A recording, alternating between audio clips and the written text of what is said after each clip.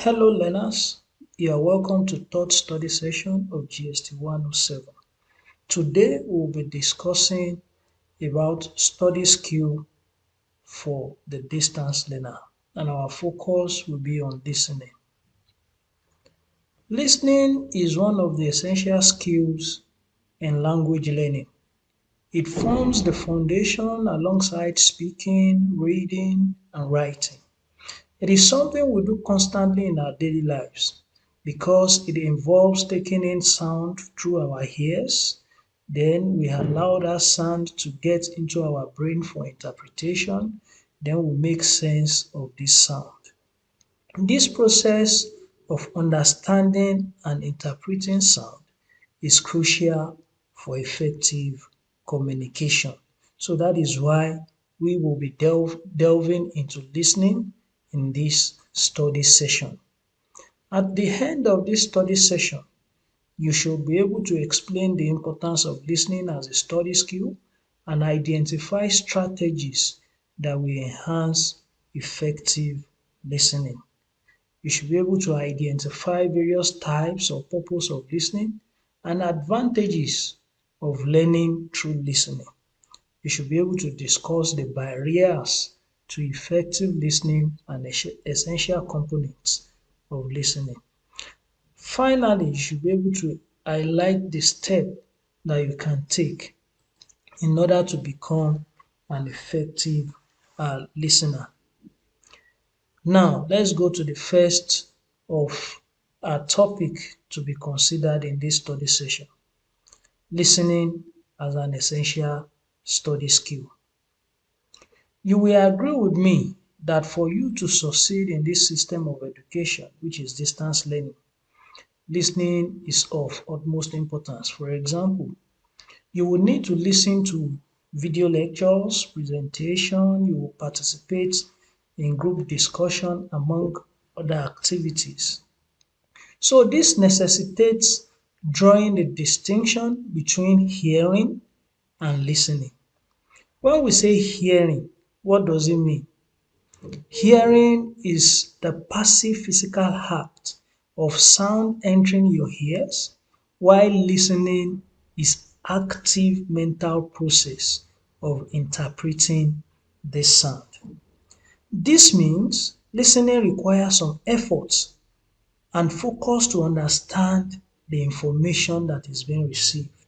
So as a learner, you engage in two types of listening. The first one there is general listening, and this is often associated with social settings. And the second type of listening is listening for a specific purpose. When we say listening for a specific purpose, it means you are listening to gain one or two information. And with this, I have a question. When you listen to a lecture, what type of listening are you engaging in? Is it general listening or listening for a specific purpose? Think about it. Let me give you 5 seconds. All right. The answer there is listening for a specific purpose. So developing a strong listening skill is vital for efficiency in your studies. So it will help you to become an active learner and significantly enhance your interpersonal and verbal communication ability. Now let's go to strategies for effective listening. What are the strategies? Have you ever felt frustrated after 2 hours of lecture, feeling like learning has not taken place, as if you have not learnt anything from that 2 hour? You see it more like a waste. One of the problems that is associated with it is that possibly you are not listening correctly. Now, let's explore some strategies that you can use to improve your listening efficiency. The first one there is stop talking and pay attention. To listen effectively, you need to stop talking and focus on the speaker. You focus on your lecturer. You focus on the person that is giving you the lecture. You avoid interruption or finishing their sentences before they finish. You let the speaker finish, then you clarify if you did not understand what they are saying or you miss a concept. You raise your hand and you ask questions. If you are able to do this, you will discover that you would have attained a kind of level of effective listening. Another one there is maintaining eye contact with the speaker. Make sure that you are concentrated on the person that is speaking. If you give that person effective concentration, you will discover that you will gain one or two things. You empathize with the speaker. What does it mean? It means that you create a comfortable environment for the speaker. You don't talk when the speaker is talking. You keep an open mind. You set aside preconceived notion. You understand their perspective the way they are giving it to you. This will help you to understand or to have a better listening strategy. You know, if whatever it is the presenter is saying, you listen, you hear it. If you have a contrary opinion, then you raise up your hand at the end of the discussion and you raise those questions. It's not that you just switch off. I hope you understand me. The next one there is remove physical or mental distraction. Some of you are always with your phone. Whenever a message comes in, it comes on and you are distracted from the presenter. The next one there is you should be alert to non-verbal cues from the speaker. There are sometimes that speakers are talking and they kind of make their hands in a way that that they are trying to pass some information, maybe saying yes, using their hand to say yes, or using their hand to say no. You know, those kind of things, you need to pay attention to it and you should take notes. Whenever it is that something is coming out from the speaker, you should note it and write it down. So it's very, very important. As you are watching this video, I expect that you will be taking note of one or two things. Now, let's consider types of purposes of listening. As mentioned, listening is a fundamental part of our daily lives. Both as students and as individuals, we listen to for various reasons. So as a learner, our listening is for academic purposes and is focused on lecture, seminars, workshop, class presentation, and so on and so forth. So some of the types of purpose majorly why we listen is for active or attentive listening. Active or attentive listening. This involves listening carefully to learn. You focus to understand the speaker's message, both verbal and non-verbal, like we have said the other time. There is also critical or analytical listening, and these types involve evaluating and analyzing the information that is being presented.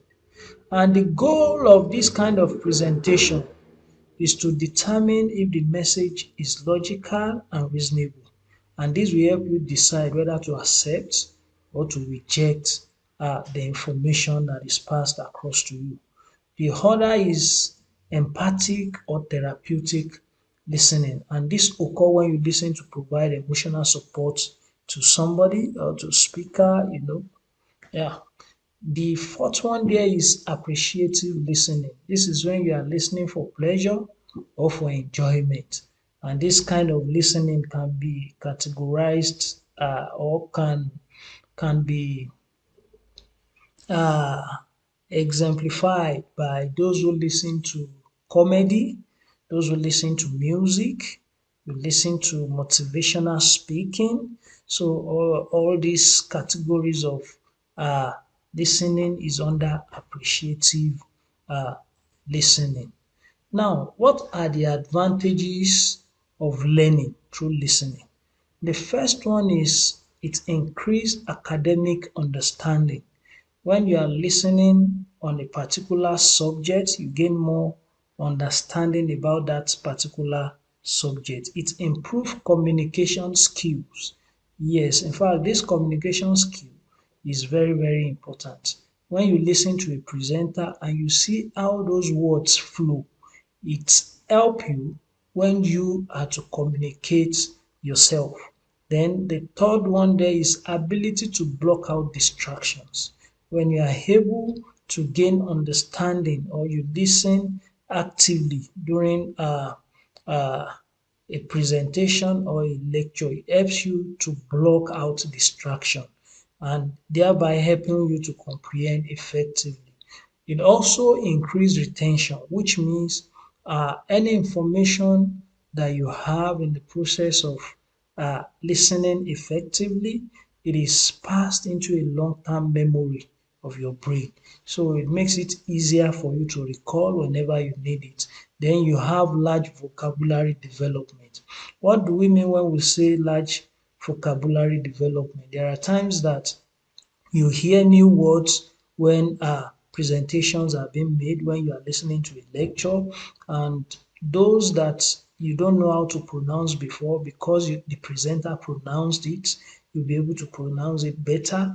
And those you can't pronounce or those you don't know the meaning, you go and check your dictionary to know the meaning. For example, there is a student that I asked to pronounce opaque, and the student said opakwe.